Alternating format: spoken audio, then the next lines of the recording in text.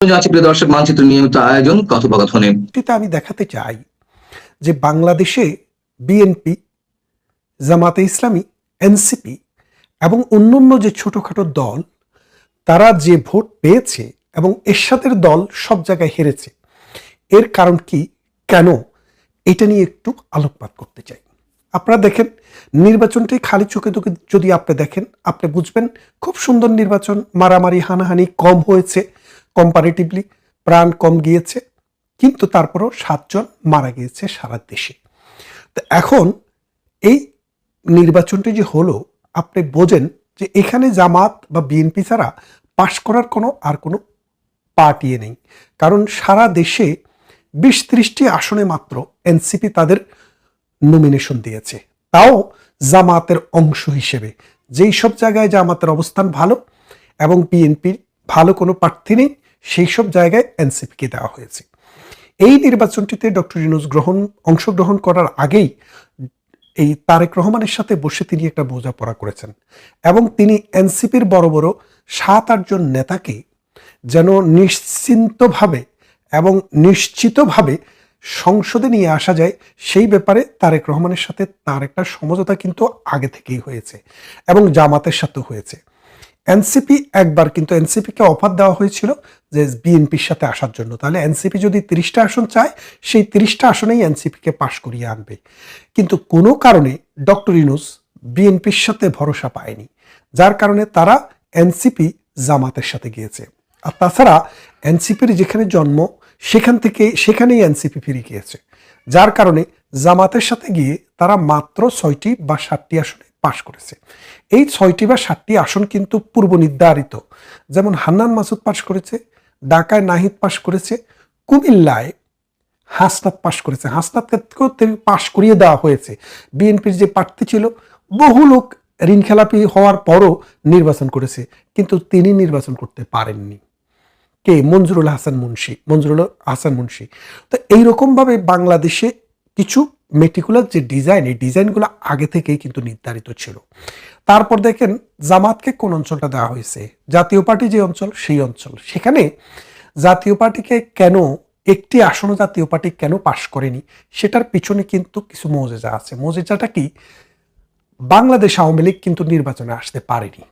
Doctor Yunus একদম strictly নির্দেশনা ছিল যে জাতীয় পার্টির কেউ যেন নির্বাচনে আসতে না পারে প্রথম দিকে। পরবর্তীতে বাধ্য হয়ে জাতীয় এবং আন্তর্জাতিক চাপের ফলে, যেহেতু আওয়ামী লীগও নেই, একদম খালি মাঠ হয়ে যাচ্ছে, সেই জন্য জাতীয় পার্টিকে অনুমোদন দেওয়া হয়। কিন্তু জাতীয় পার্টি তাদের নির্বাচনী প্রচারণা করতে পারে নাই, অফিস খুলতে পারে নাই। জাতীয় পার্টির অফিস ভাঙা নিয়ে তো এই বিকাশ নূর কি পরিমাণ মাইটটা খেলো আপনারা দেখেছেন।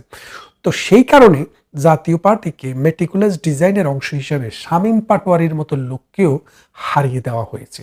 এখন হারিয়ে যে কেউই হারতে পারে, কিন্তু জাতীয় পার্টি একটি আসনও পায়নি। এটা দ্বারা আওয়ামী লীগকে ইন্ডিকেট করার তিনি চেষ্টা করেছেন যে আওয়ামী লীগ থাকলেও কোনো আসন পেত না।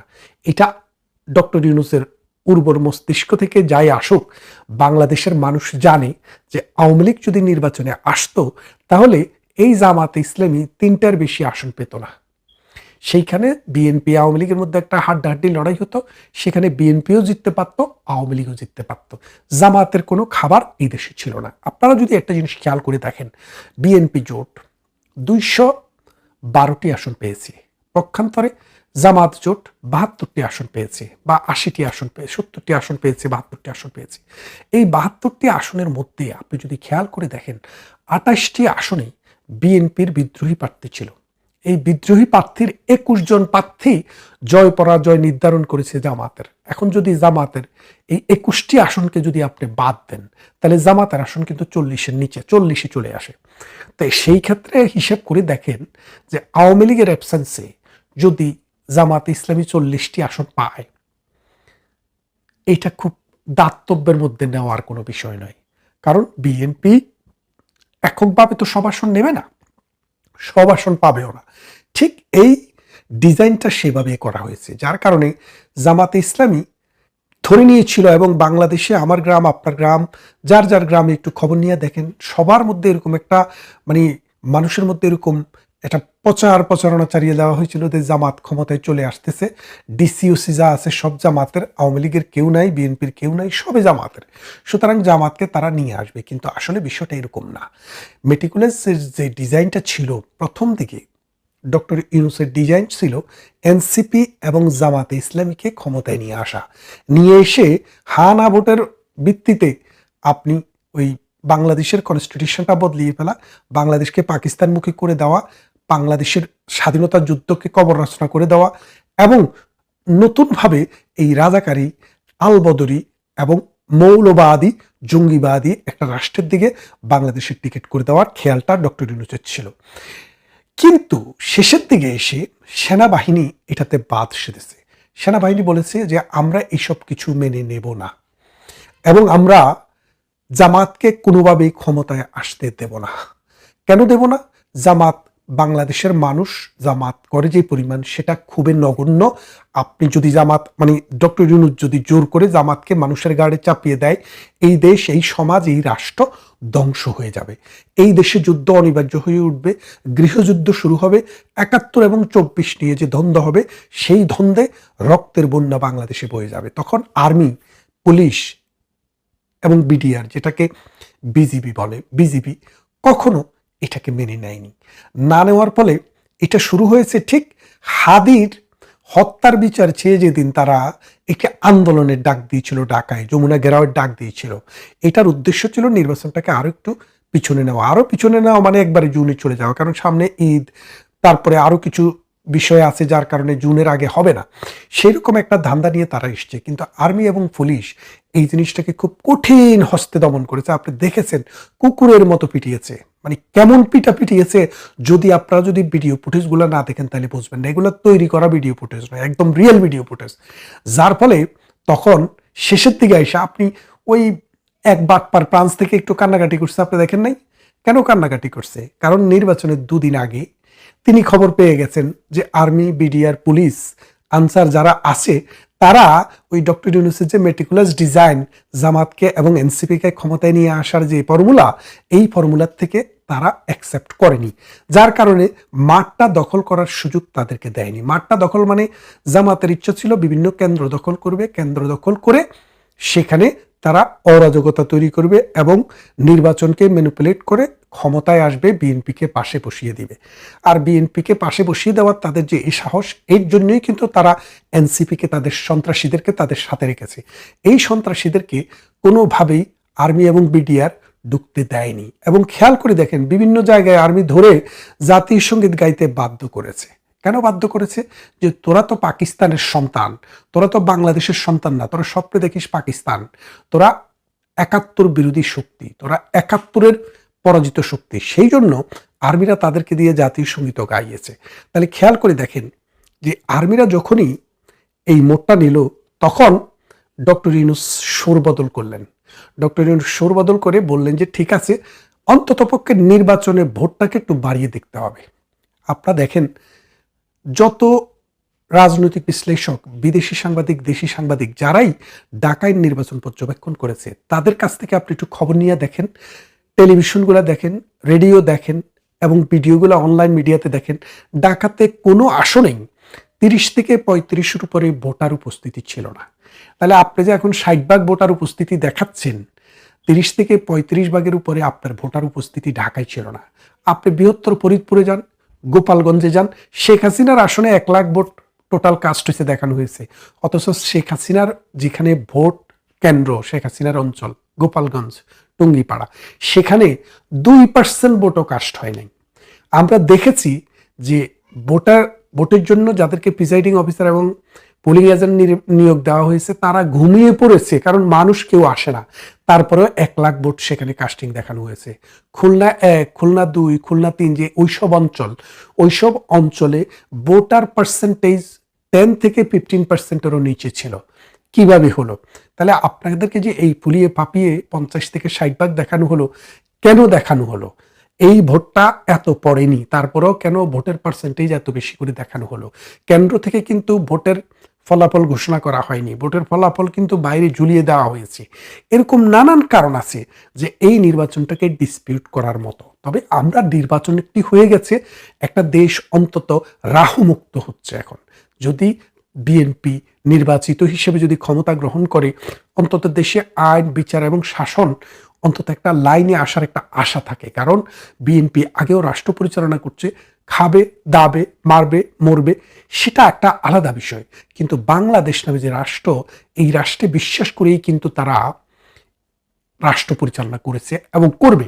কিন্তু এই ডক্টর ইউনূস এবং আসিফ নজরুল গং, ৭১-এর পরাজিত শক্তিরা, তারা কিন্তু এই বাংলাদেশে বিশ্বাস করে না, এই বাংলাদেশের যে গতি সেটাতে বিশ্বাস করেনি, যার কারণে তারা এটাকে ভিন্ন পথে পরিচালিত করতে চেয়েছে। আমাদের কথা হচ্ছে এই নির্বাচনের পর এখন যদি একটা গভর্নমেন্ট আসে, একটা যদি সত্যিকারের একটা যদি মানে গণতন্ত্র হোক বা সমাজতন্ত্র হোক আর রাজতন্ত্র হোক, যেটাই হোক, কিন্তু রাজনীতিবিদ দ্বারা একটা সরকার গঠিত হতে হবে। কেন বলছি রাজনীতিবিদ দ্বারা? দেখেন, স্কুল বললে মানে সেখানে টিচার আছে, মসজিদ বললে সেখানে একজন ইমাম আছে, আর হাফিজিখানা বললে একজন হাফেজ আছে। ঠিক তেমনি রাজনীতি, রাষ্ট্র বললে রাজনীতিবিদ থাকবে, কারণ রাষ্ট্র হচ্ছে রাজনৈতিক প্রতিষ্ঠান। এই রাজনৈতিক প্রতিষ্ঠান যখন বিরাজনীতিকরণ হয়, প্রথম আলোদের ইন্ধনে যখন রাজনীতিবিদদেরকে বনবাসে দেওয়া হয়, আর সোরবাটপাড়া এসে যখন রাষ্ট্র ক্ষমতা গ্রহণ করে, তখন রাষ্ট্রের কি চরিত্র হয়, রাষ্ট্রের কি অবস্থা হয় আপনি বাংলাদেশে গত ১৭ মাসে দেখেছেন। রিকশাওয়ালার মুখে হাসি নেই, ঠেলাওয়ালার দুঃখ গোছে না, বাড়িওয়ালার দুঃখ গোছে না, বারাটিয়ার দুঃখ গোছে না। পুলিশ মরে, আর্মি মরে, বিডিআরও মরে, মরে সাধারণ মানুষ। সন্ত্রাস, চুরি, ডাকাতি, শেষরামি, এইসবে সমাজটা অন্ধকারে নিমজ্জিত হয়ে যায়। কারণ এই সমাজকে আলো দিতে হলে একমাত্র রাজনীতিবিদ ছাড়া এই রাষ্ট্র সংস্থাটি চালানোর কোনো সুযোগ নেই, কোথাও হয়নি, ভবিষ্যতেও হবে না। তাই আমরা এদিক থেকে অন্তত একটা নিঃশ্বাস পেলি যে বাংলাদেশে যেভাবেই হোক, যে করেই হোক, বিএনপি যখন সংখ্যাগরিষ্ঠ দল হিসেবে প্রকাশিত হয়েছে, এখন অন্তত রাজনীতিবিদের আমরা একটা সরকার দেখব। রাজনীতিবিদ যা করবে আমরা তার প্রতিবাদ করব, আমরা তার সমর্থন করব, আমরা তা প্রতিরোধ করব এবং আমরা রাজনীতি করব। এই রাজনীতি করতে হলে সমাজে রাজনীতিবিদ থাকতে হবে। ডক্টর ইউনূস এবং তার যে গং, এরা শুধু টাকা বানিয়েছে, এনসিপিরা শুধু ফুলে ফুলে পেট মোটা হয়েছে, বাংলাদেশটাকে চষে খেয়েছে। ১৫ মাসে ১৬ মাসে যেই পরিমাণ দুর্নীতি বাংলাদেশে হয়েছে, আপনি ট্রান্সপারেন্সি ইন্টারন্যাশনাল হিসাব মতো বাংলাদেশে ২০২৩ সালে শেখ হাসিনা যখন ছিল, তখন সর্বশেষ শেখ হাসিনার সময়ে বাংলাদেশের দুর্নীতিতে বাংলাদেশের অবস্থান ছিল ২৪তম, আর ডক্টর ইউনূস এবারে হয়েছে ১৩তম। তার মানেটা বোঝেন, ২৪ থেকে ১৩ আমাদের কত ধাপ নিচে নেমেছে। ২২-এ মানে ২৪-এ এসে আমরা হয়ে গিয়েছিলাম ১৪, এবারে ১৩, মানে নিচের দিকে। আপনি জানেন দুর্নীতিতে ১ নাম্বারও কোনো একটা সময় ছিল, সেখান থেকে শেখ হাসিনা এটাকে ২৪তম নিয়ে গেছে। তাহলে আপনি বোঝেন এই দুর্নীতির হিসাবটা আমরা করি না, ট্রান্সপারেন্সি ইন্টারন্যাশনাল করে। বাংলাদেশে এই ট্রান্সপারেন্সি ইন্টারন্যাশনালের হিসাব মতো এই ডক্টর ইউনূসের সময়ে বাংলাদেশ দুর্নীতিতে আরো খারাপের দিকে গেছে। তাহলে বোঝেন, রাজনীতিবিদদের একটা দুর্নাম থাকে, রাজনীতিবিদদের একটা দোষ থাকে, দোষ আছে, কিন্তু রাজনীতিবিদদের চাইতেও অরাজনীতিবিদরা যখন রাষ্ট্র পরিচালনা করেছে, রাষ্ট্রের চরিত্র, রাষ্ট্রের নীতি, আদর্শ, আইন, বিচার, শাসন কোনো কিছুকেই কিন্তু জায়গায় রাখেনি। তাই এই নির্বাচনের ভিত্তিতে যদি একটা রাজনৈতিক সরকার গঠন করা হয়, তাহলে অন্তত রাষ্ট্র যদি দিশা পায়, তাহলে আমরা তখন বুঝবো রাষ্ট্রকে কোন দিকে নিয়ে যাওয়া যায়। এই নির্বাচনের কথা যেটা বলছিলাম, এই নির্বাচনে অন্তত পক্ষে ২০% ভোট বেশি দেখানো হয়েছে। ৪০%-এর উপরে কোনোভাবেই সারা দেশে আপনি হিসাব করে ভোট পাবেন না। আপনি মির্জা আব্বাসের আসনে দেখেন, ২ জনে মিলিয়েও ৩ লাখ ভোট পায় নাই। তাহলে বাকি ভোট, এই যে মনে করেন ৬ লাখ ভোটের যে একটা আসন, ৫.৫ লাখ ভোটের যে একটা আসন, বাকি ভোট কিন্তু পড়েনি। ঠিক তেমনি মির্জা আব্বাসের আসন না, শুধু সারা বাংলাদেশেই ভোটার যা আছে তাদের ২ গুণ ৩ গুণ করে দেখানো হয়েছে, যার কারণে এই পার্সেন্টেজটা ৬০-এ নিয়ে যাওয়া হয়েছে। কিন্তু সত্যিকারের পার্সেন্টেজ কোনোভাবেই 40%-এর উপরে না। আর 40% ভোট হওয়া মানে হচ্ছে 60% মানুষের ভোট না দেওয়া। একটা দেশে আপনি যদি খেয়াল করে দেখেন, তত্ত্বাবধায়ক সরকারের যে ৩টি নির্বাচন হয়েছে, ৯৬, ২০০১ এবং ২০০৮, গত ৩টি নির্বাচন, আওয়ামী লীগের আমলের নির্বাচনগুলোকে যদি আপনি বাদও দেন, ২০০৮ সালের নির্বাচনে ৮৪% ভোট পড়েছে।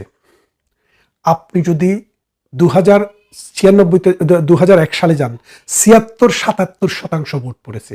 তাহলে এর আগের বারে যান, 75% ভোট পড়েছে, কিন্তু এবার ভোট পড়েছে সরকারি হিসেবে 59, আর আসলে সত্যিকার অর্থে এটা হচ্ছে 40%।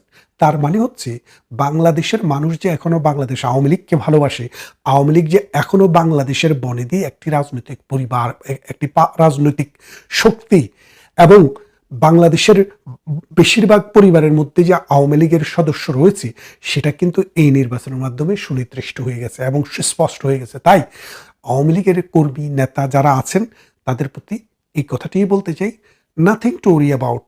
সময় সামনে আপনাদের জন্যই আসবে। এই দেশ, এই সমাজ মুক্তিযুদ্ধের আদর্শে, অসাম্প্রদায়িক চেতনার বলা হয়ে থাকে যে পক্ষে বাংলাদেশ কৃষকের মানুষ এখনো দেশ। আছে।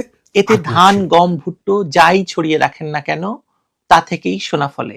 অথচ ইউনূসের মতো এক অবৈধ ক্ষমতা দখলকারীর কবলে পড়ে এখন প্রতি বছর বাংলাদেশকে কেবলমাত্র আমেরিকা থেকে আমদানি করতে হবে 42,000 কোটি টাকার খাদ্যপণ্য। এর সঙ্গে যদি চাল, ডাল, পেঁয়াজ, কাঁচামরিচ যোগ করেন তাহলে বাংলাদেশ হবে সারা বিশ্বের সবচেয়ে বড় বাজার, যেখানে বেনিয়ারা শুধু পণ্য বিক্রি করতে আসবে আর যার এজেন্ট থাকবেন ডক্টর ইউনূস এবং তার সন্ত্রাসের সঙ্গীরা। দীর্ঘ 18 মাসের এক অরাজক এবং বৈধতাহীন শাসনকাল শেষে যখন এই সরকার বিদায়ের পথে, ঠিক তখনই তারা এমন কিছু আত্মঘাতী সিদ্ধান্ত বাংলাদেশের উপর চাপিয়ে দিয়ে যাচ্ছে যার ভার এই বাংলাদেশকে বা এই জাতিকে বইতে হবে আগামী বহু দশক ধরে। একটি দেশের মেরুদণ্ড যদি কৃষি হয় তবে সেই মেরুদণ্ডটিকেই অত্যন্ত সুপরিকল্পিতভাবে ভেঙে ফেলার সকল কাজটি ইউনূস করে গেছেন।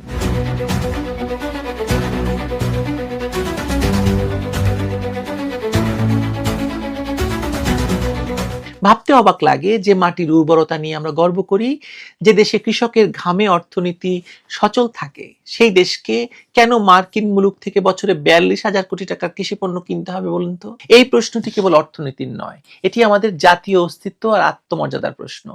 সম্প্রতি স্বাক্ষরিত এই বাণিজ্য চুক্তিতে সয়াবিন, তুলা, গম এবং সয়াজাত পণ্য আমদানির যে প্রতিশ্রুতি দেওয়া হয়েছে তা কার্যত বাংলাদেশের কৃষি ব্যবস্থাকে পঙ্গু করে দেওয়ার নামান্তর। আগামী 5 বছর ধরে প্রতি বছর কমপক্ষে 7 লাখ মেট্রিক টন গম এবং বিপুল পরিমাণে সয়াবিন আমদানির এই দাসখত কেন দিতে হলো? আমরা কি ভুলে গেছি যে অতীতে আমরা প্রয়োজন মতো অপেক্ষাকৃত সস্তা বাজার থেকে গম বা ভুট্টো কিনেছি? আমাদের সেই স্বাধীনতাটুকু কি আজ বিকিয়ে দেওয়া হলো?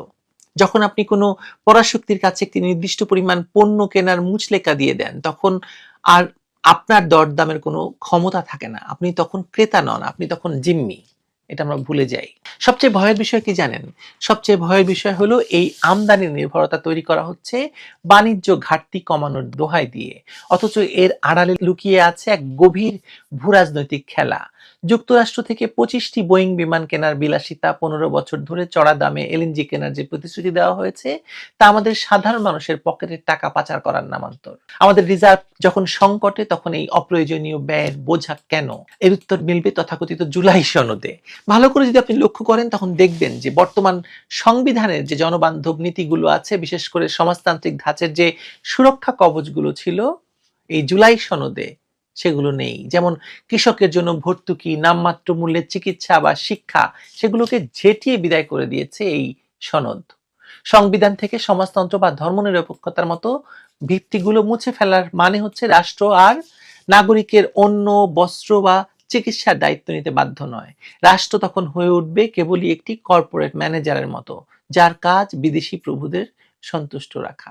আমরা অনেকেই হয়তো খেয়াল করছি না যে বাংলাদেশকে ধীরে ধীরে একটি হাইতি মডেলে রূপান্তর করা হচ্ছে। হাইতির দিকে তাকালে দেখবেন সেটি এখন একটি এনজিও রিপাবলিক। সেখানে রাষ্ট্র বলে কিছু নেই, আছে হাজার হাজার এনজিও আর বিদেশি দাতা সংস্থা। বাংলাদেশের কৃষিকে ধ্বংস করে, শিল্পকে রুগ্ন করে দিয়ে এই দেশকে ঠিক সেই পথে ঠেলে দেওয়া হচ্ছে।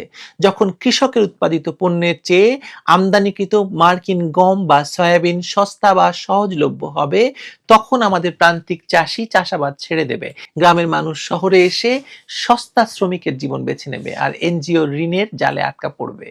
অন্যদিকে শহরের শিক্ষিত একটি শ্রেণী এনজিওর চাকরিতে বুঁদ হয়ে থাকবে আর মনে মনে বিদেশে পাড়ি দেওয়ার স্বপ্ন বুনবে। এই প্রক্রিয়ায় মধ্যবিত্ত আর নিম্নবিত্তের ব্যবধান ঘুচে গিয়ে তৈরি হবে এক বিশাল দরিদ্র জনগোষ্ঠী, যারা IMF এর ঋণে কেনা মার্কিন রুটি খেয়ে বেঁচে থাকবে। আমেরিকা থেকে ভুট্টা বা সয়াবিন আমদানির এই বাধ্যবাধকতা আমাদের স্থানীয় বাজারকে কিভাবে ধসিয়ে দিতে পারে তা বোঝার জন্য খুব বড় অর্থনীতিবিদ হওয়ার প্রয়োজন নেই আপনার। যখনই বাজারে বিদেশি পণ্যের প্লাবন ঘটে তখন দেশি কৃষক তার ফসলের ন্যায্য মূল্য পায় না। ভারত বা অন্য উন্নয়নশীল দেশগুলোর দিকে যদি আপনি তাকান তাহলে দেখবেন যে সেখানেও যখনই বাইরের দেশ থেকে সস্তায় কৃষিপণ্য আমদানির তোড়জোড় চলে, স্থানীয় যে সবজি মন্ডি আছে সেখানে কৃষকের মাথায় হাত পড়ে। সরকারিভাবে কোনো পণ্যের ন্যূনতম সহায়তা মূল্য বা MSP নির্ধারণ করা থাকলেও আমদানির চাপে খোলা বাজারে দাম তার চেয়ে অনেক নিচে নেমে যায়। আমাদের দেশেও ঠিক তাই ঘটতে যাচ্ছে। মার্কিন কৃষকদের ভর্তুকি দেওয়া সস্তা পণ্য যখন আমাদের বাজারে ঢুকবে তখন আমাদের কৃষক উৎপাদন খরচের টাকাটাও তুলতে পারবে না, ফলে পরের বছর সে আর ফসল ফলাবে না। এভাবে একটি স্বয়ংসম্পূর্ণ জাতিকে পরনির্ভরশীল ভিক্ষুকে পরিণত করা হবে। আজ যারা 5ই অগাস্টের তথাকথিত পরিবর্তন নিয়ে উচ্ছ্বসিত তাদের অনেকেই দীর্ঘশ্বাস ফেলছেন, কিন্তু আফসোস গাড়িটি এখন ব্রেক ফেল করে পাহাড়ের ঢাল দিয়ে নিচে নামছে। এই পতনের গতি রোধ করার ক্ষমতা এখন আর সাধারণের হাতে নেই। সংবিধানের 7 ক 7 খ অনুচ্ছেদ বাতিলের ষড়যন্ত্রের মাধ্যমে ভবিষ্যতে যে কোনো অসাংবিধানিক বা সামরিক ক্ষমতা দখলকেও বৈধতা দেওয়ার পথ পরিষ্কার করা হয়েছে। অর্থাৎ জনগণের ম্যান্ডেট বা সম্মতি ছাড়াই বিদেশি পরাশক্তির ইশারায় যখন তখন ক্ষমতা বদল হবে, আর প্রতিবারই ক্ষমতার মসনদ টিকিয়ে রাখতে এমন সব দেশ বিরোধী চুক্তি হবে যারা ক্ষমতায় বসিয়েছে তাদের সাথে। বোয়িং বিমান, LNG আর এই সমরাস্ত্র কেনার এই বিপুল অঙ্কের চুক্তির আড়ালে চাপা পড়ে যাচ্ছে কৃষকের কান্না। আমরা হারাচ্ছি আমাদের খাদ্যের সার্বভৌমত্ব। যে জাতি নিজে খাদ্য উৎপাদন করতে পারে না সেই জাতির স্বাধীনতা কেবল কাগজে কলমে থাকে। ইউনূস সরকারের এই 18 মাসের শাসনামল আমাদের শিখিয়ে দিয়ে যাচ্ছে যে নিও লিবারালিজম বা নব্য উদারবাদের চটকতার বুলির আড়ালে মূলত দেশকে একটি বিশাল বাজারে পরিণত করা হয়েছে, যেখানে আমরা কেবলই ভোক্তা আর উৎপাদক বা বিক্রেতা হলো সুদূর আমেরিকা, ইউরোপ, অন্য যে কেউ, চায়না। অনাগত ভবিষ্যতে এই ঋণের বোঝা আর পরনির্ভরশীলতার গ্লানি আমাদের প্রজন্ম থেকে প্রজন্মান্তরে বয়ে বেড়াতে হবে। কৃষি ধ্বংসের এই আয়োজন কেবল মাটির ক্ষতি নয়, এটি আপনার তো ক্ষতি, আপনার সন্তানের ক্ষতি, আপনার শেকড়টাকে কেটে ফেলার ক্ষতি। বুঝে দেখুন একবার।